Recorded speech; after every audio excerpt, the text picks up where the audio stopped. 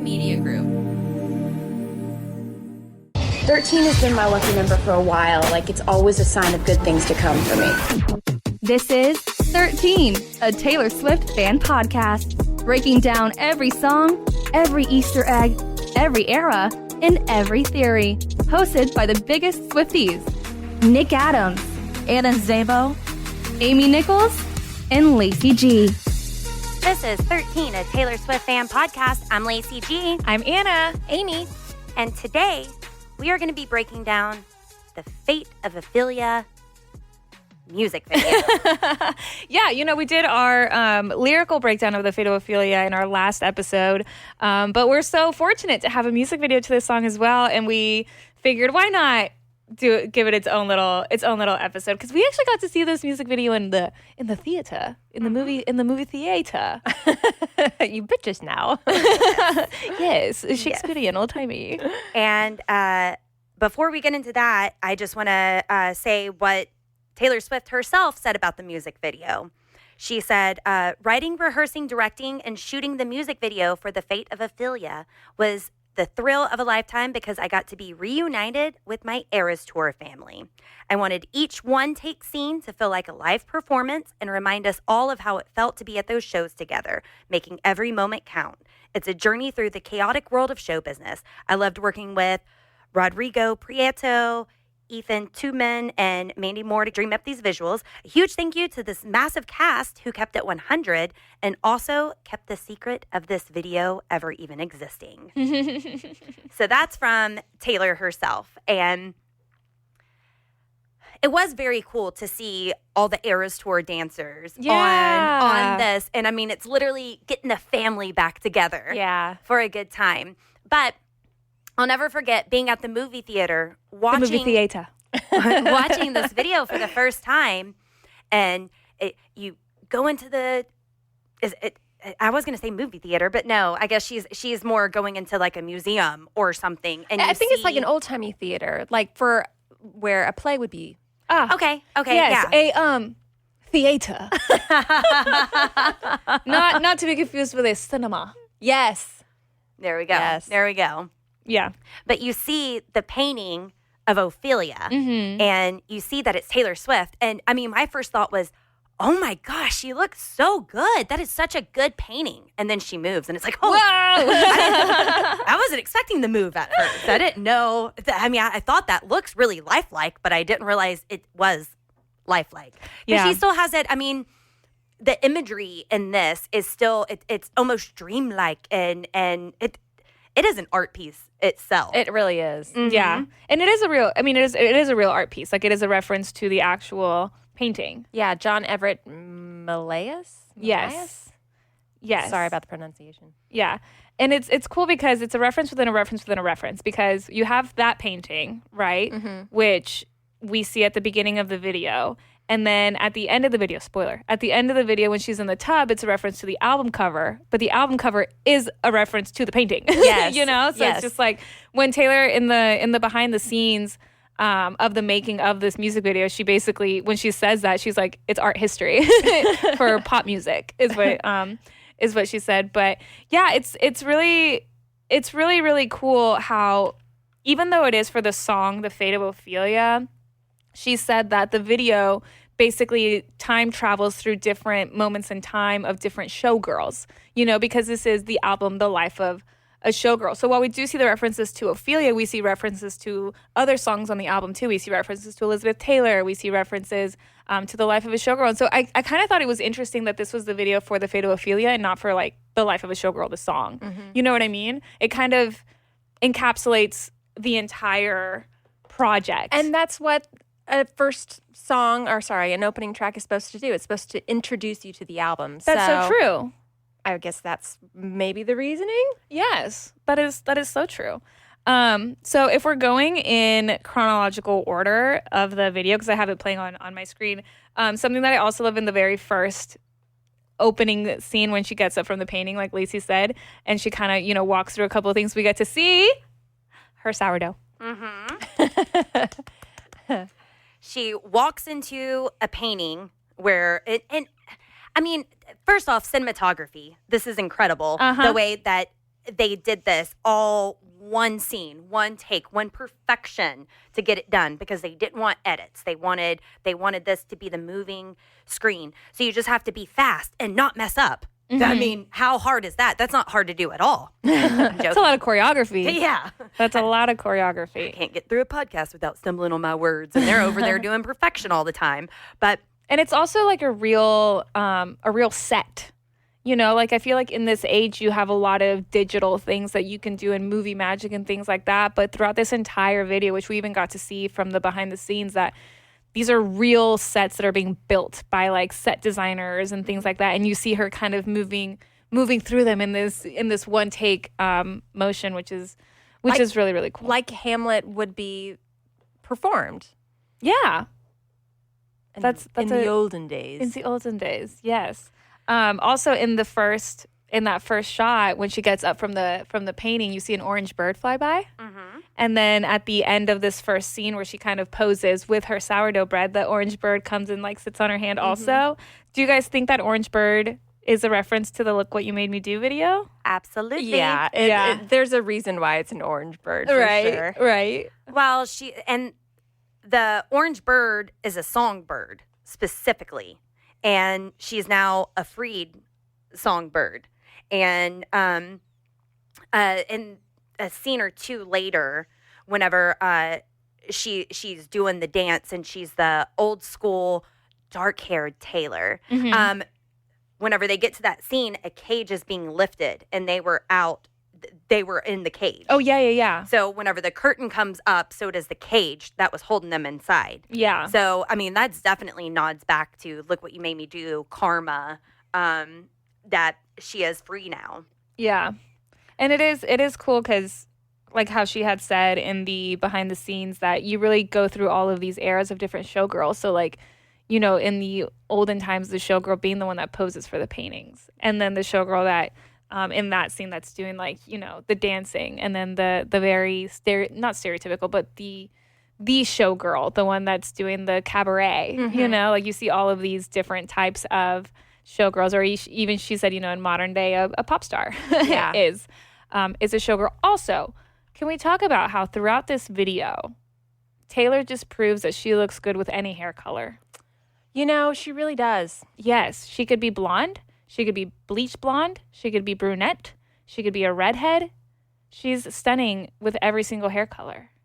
It's true. It's true. And I knew it was her the whole time, which it shows growth because I didn't always know. Yes. Back in the day. Yes. Did you know that it was her in the Opalite music video? Yes, I did. And I was like, you know what? Another wig. What do you know? Incredible. And she was a brunette throughout that entire video. She was. Which is great. It is so funny when we were like back in the day when we were like, who is that? I feel so silly now. Looking back on it. Yes. It's ridiculous.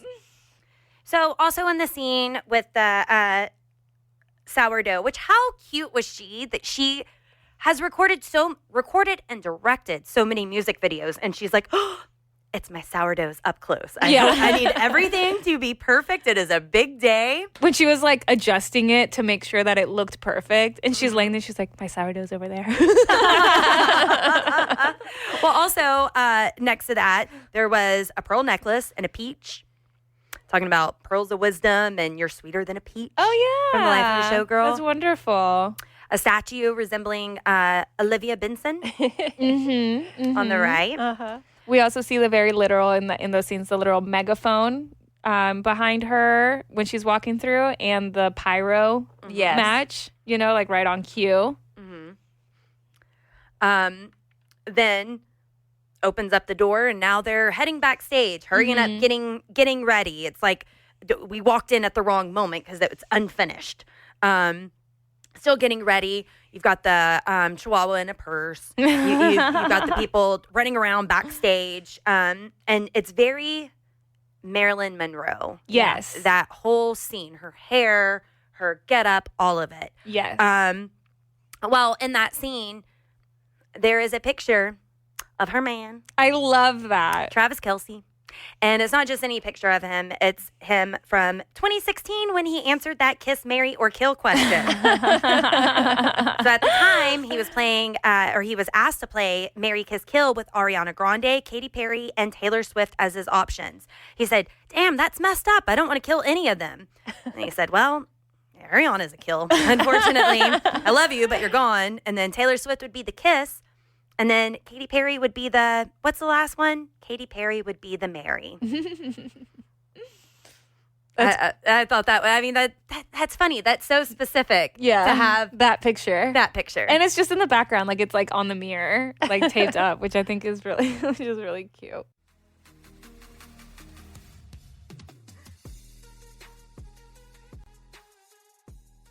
Then goes into another famous painting, the Odyssey.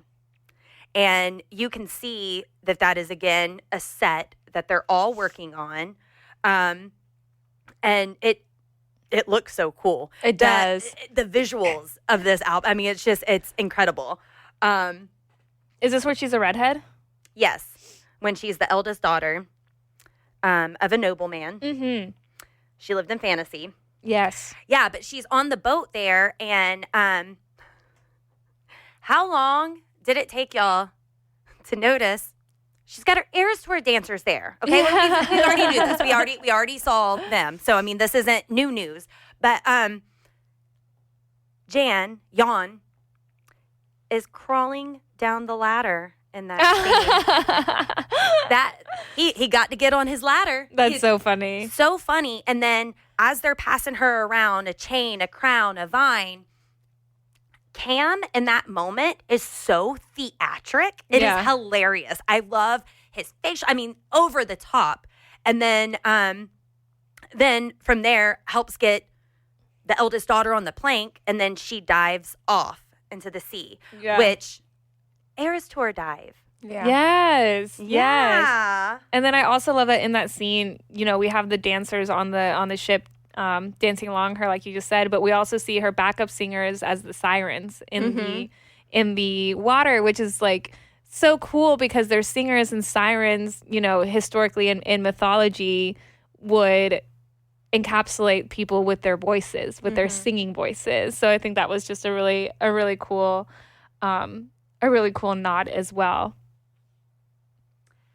And then it's like she survives the storm, saved from her demise, and blooms full on showgirl. That's whenever it's the orange after that. No, right after that, it goes into the blue. You're right. The orange showgirl was right before the like disco 70s. Yeah, the disco dancer. 70s was right before. But we talked about it It's a okay. bit. We can go. Yeah, we can go out of order. That's fine. I said what I said. And you don't know what you don't know. You said what you said, and you meant what you said when you said it. Yeah, at the time. I say that a lot. I quote that I said what I said, and I meant what I said when I said it. No one ever knows that that's actually from Travis Kelce. Is it really? Yeah. So when Taylor and Travis were rumored to be together before it was confirmed, and it was before she even went to the football game, the very first one, he was doing an interview, like a football interview. You know what I mean? Like a sports cast of some sort. And they asked him something about Taylor, and I think he said that he was like, yeah, I invited her to like my stage or something. And he said something, and they were like, what? And he goes, I said what I said, and I meant what I said when I said it.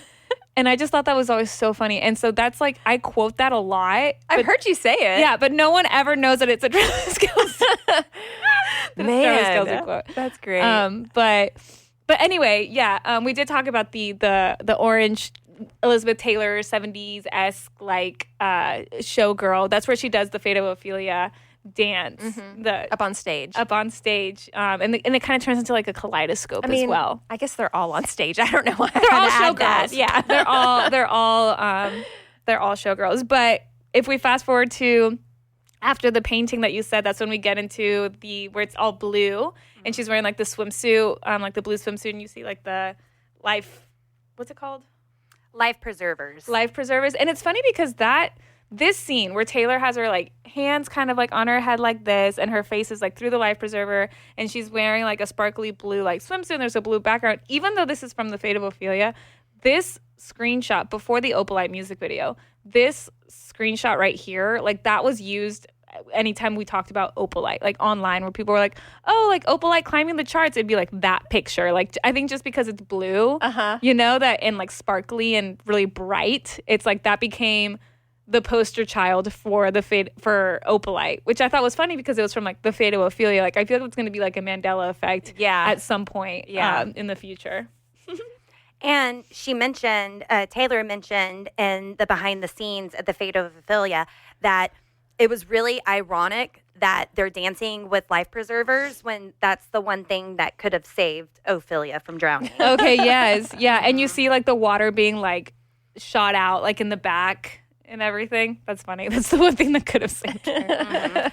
It's also crazy because this is a scene where she has so many dancers, and to think that they didn't have the music playing when they were filming it, right? It's like they just kind of got like a beat track, and Taylor had it in her ear because she didn't want it to get out because this was before people even knew that there was going to be a new album.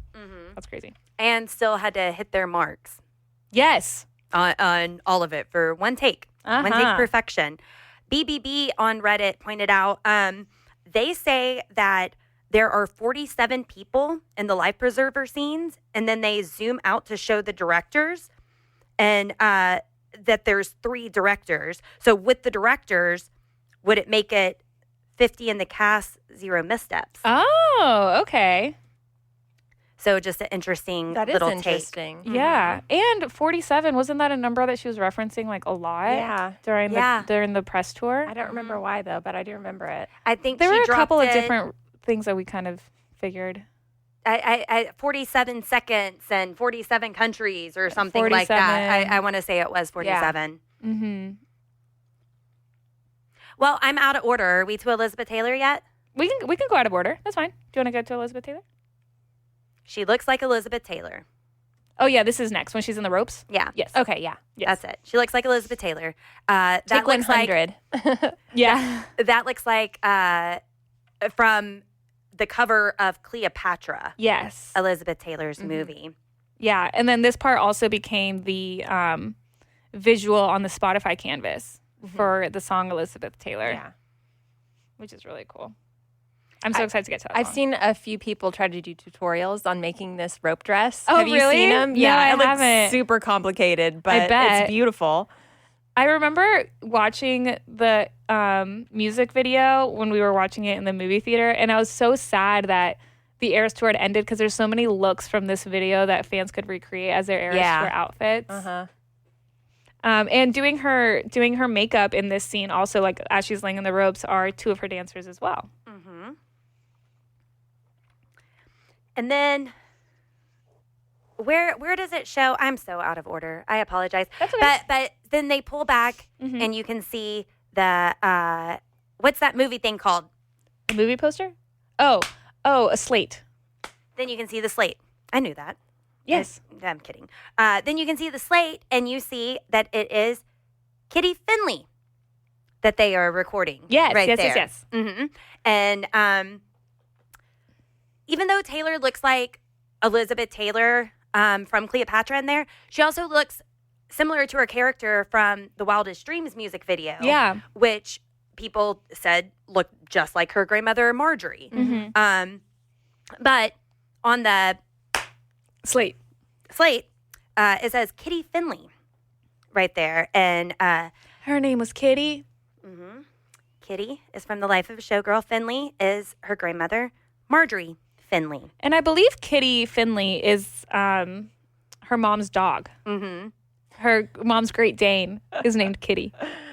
Kitty Finley, which I think is really, really great. Big old dog named Kitty. That's funny. Yeah. That's also funny. in the scene with the ropes, the Elizabeth Taylor, when it zooms out, also in the background you can see a movie poster of her in that same kind of getup, and it says "Sequins are forever." And then it's after that, Lacey, where the next scene is all orange feathers, orange sequins on stage, Like a Vegas style. yes, Vegas style showgirl. That's the one that's next. And she's just so beautiful. Like it starts off like with Taylor, like just like kind of zoomed in on Taylor's face. You see these like orange feathers, and they kind of like reveal her. She's just a flawless woman. I'm like that. Like her makeup looks so good. She just looks happy. She looks so healthy. Like she's thriving. I feel. I don't know if she mentioned it or not, but she was in the best shape of her life Well, after the yeah. Eras tour. So this must have been like, oh yeah, let's get these music videos going. I look great. She's worked hard. Yeah, I would do the same thing. Get all the photo shoots that I can out of this. Yeah. Absolutely. And Taylor used to be criticized for not being sexy enough, for not doing this, for not showing her belly button. Now she's sexy in all of this, and she showed her belly button. She has a belly button. Confirmed. Finally. But how stupid are rumors about that Taylor Swift have a belly button? No, she did. She didn't want to show it. She didn't want to show her body. Yeah, because you know Now- what? Knowledge is power. And she was the only one that knew. I loved that when she knew that the first belly button pic was going to get released, she posted it before. Oh, yeah. Before, Paparazzi? yeah, paparazzi did. Thank you. Yeah. It was her. She was with the Chime sisters, I think, right? Yeah. Pretty iconic. I also saw references that she is in the full-on orange here, and the feathers. Is that another orange songbird? Oh, yeah, definitely. And orange being the color of the era. Orange and mint green. Or a phoenix rising? Rising from the ashes. Absolutely. Rising from the fire, maybe. Orange. I don't know.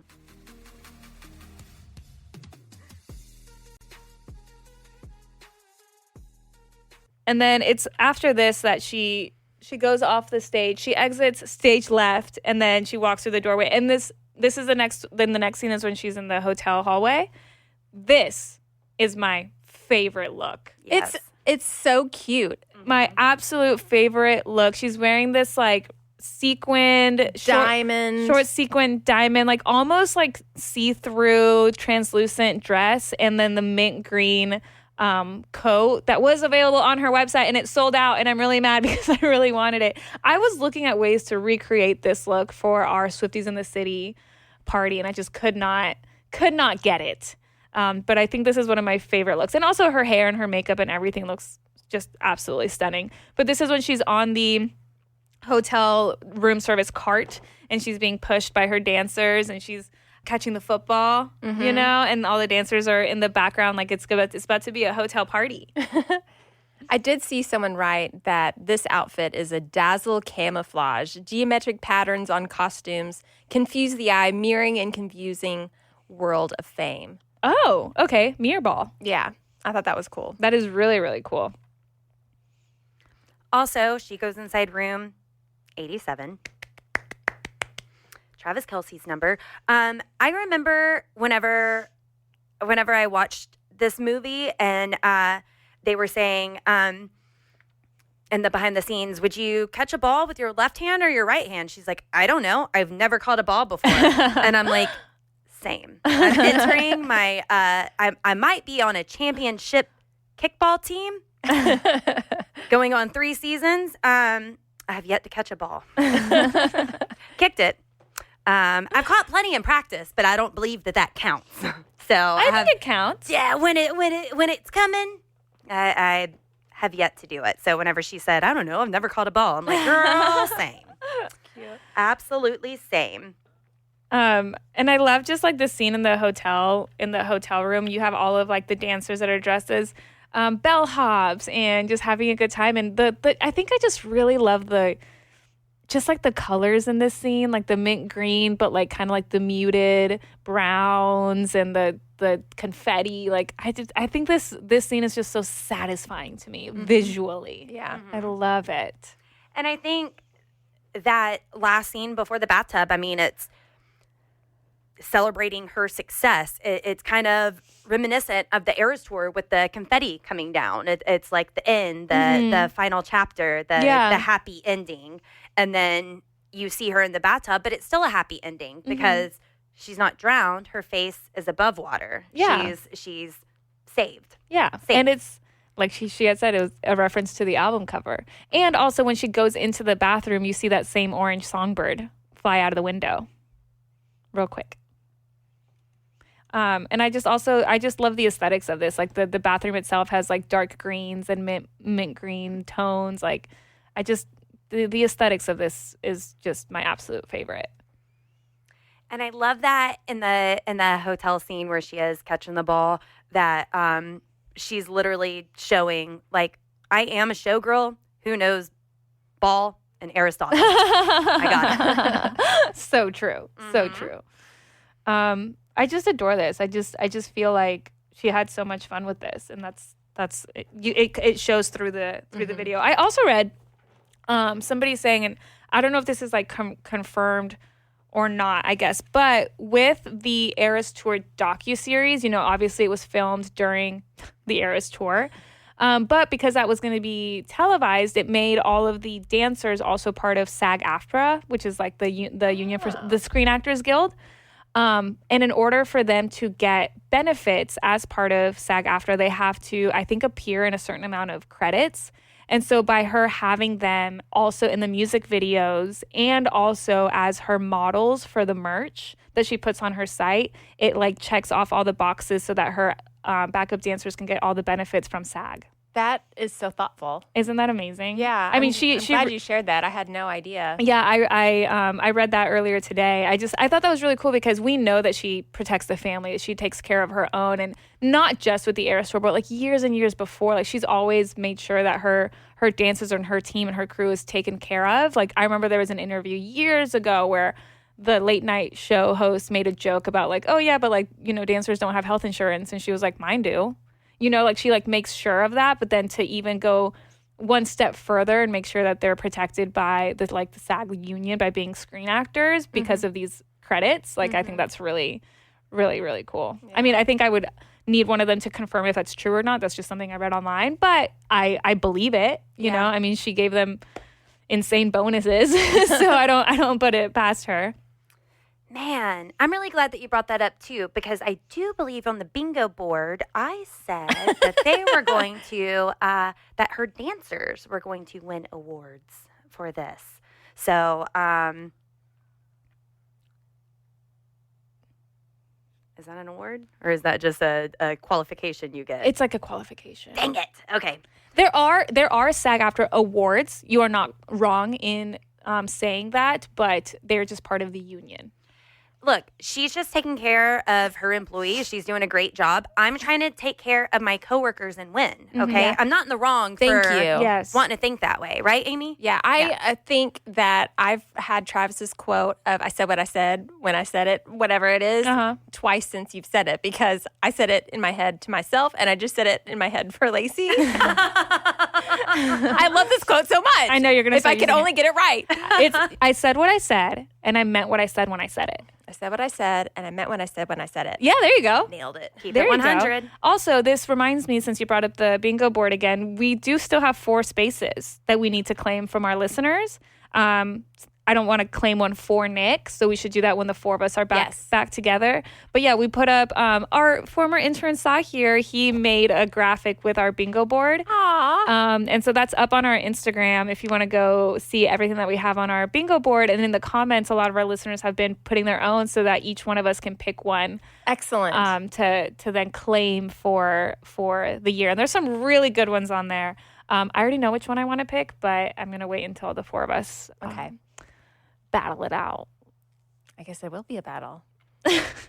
You're like, yes, just what I want. A battle.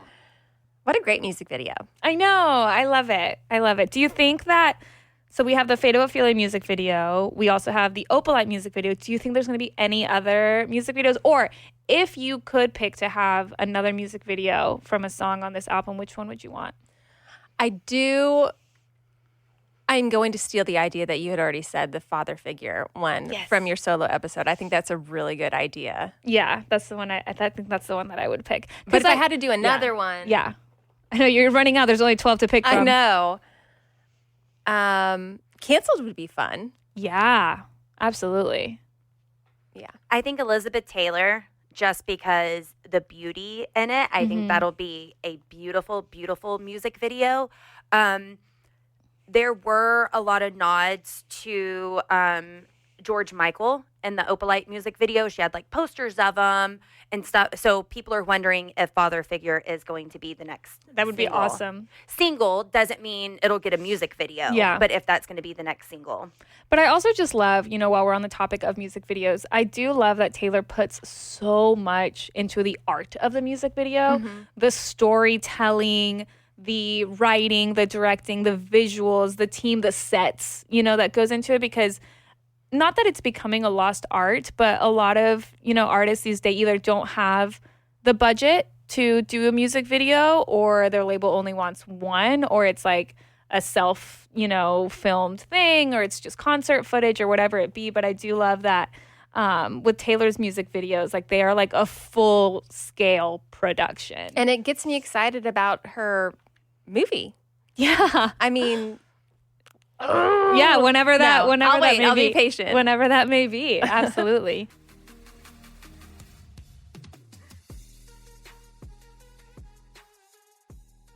I do love that, even though this album came out in October, now we're in February and she just released the Opalite music video. Like the Showgirl era is still going strong, Yeah. It's going we're still in it, and we're barely getting started on the podcast.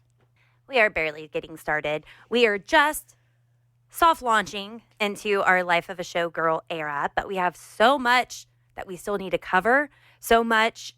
And what is going on? Who knows right now? Taylor's been quiet lately, besides the Opalite music video. But I mean, other than that, we haven't really. So we'll see what all we have in store for us this era, because we don't know yet. Let's hear from Crustacean Nation.